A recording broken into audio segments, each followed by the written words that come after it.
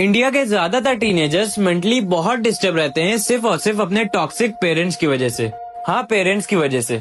हाँ, मुझे पता है कि इस वीडियो पे मुझे बहुत सारी गालियां मिलेंगी, लेकिन फिर भी मैं इसे बनाऊंगा क्योंकि मुझे वो सभी टीनेजर्स दिखते हैं जो अपने पेरेंट्स की वजह से खुल के जी नहीं पाते और सुसाइड तक कर लेते हैं। छोटी छोटी बातों पे डांटना, ताने मारना, इमोशनली ब्लैकमेल करना, ऐसा लगता है जैसे वो अपने बच्चे को इंसान के रूप में नहीं एक रोबोट के रूप में देखते हैं। वो उनकी फीलिंग्स की केयर नहीं करते, उनके ओपिनियंस को वैल्यू नहीं देते और फिर कहते हैं कि हमारे बच्चे में कॉन्फिडेंस नहीं है। वो तुमसे आर्ग्यूमेंट भी सिर्फ अपना पॉइंट बताने के लिए कर रहे होते हैं, ना कि तुम्हारा पॉइंट समझने के लिए।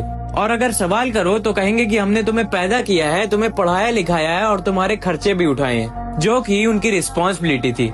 एक पेरेंट्स जब एक बेबी प्लान करते हैं तो उन्हें ये चीज बहुत अच्छे से पता होती है कि उन्हें उसको पढ़ाना पड़ेगा, उसका खर्चा उठाना पड़ेगा और उसकी सारी जरूरतें पूरी करनी पड़ेगी। लेकिन वो इस चीज को ऐसे प्रेजेंट करते हैं जैसे उन्होंने हमारे ऊपर कोई एहसान कर दिया हो। सोच के देखो कि अगर कल को तुम एक बच्चा पैदा करते हो और वो बच्चा तुम्हें पसंद नहीं भी आता, तब भी तुम्हारे पास कोई राइट नहीं है कि तुम उस बच्चे को फेंक दो या फिर एक ऑर्फन बना के छोड़ दो, क्योंकि तुमने उसे पैदा किया है। तो अब ये तुम्हारी रिस्पॉन्सिबिलिटी है कि तुम उसे अपने पास रखो, उसे खिलाओ पिलाओ और एक पेरेंट होने का फर्ज निभाओ।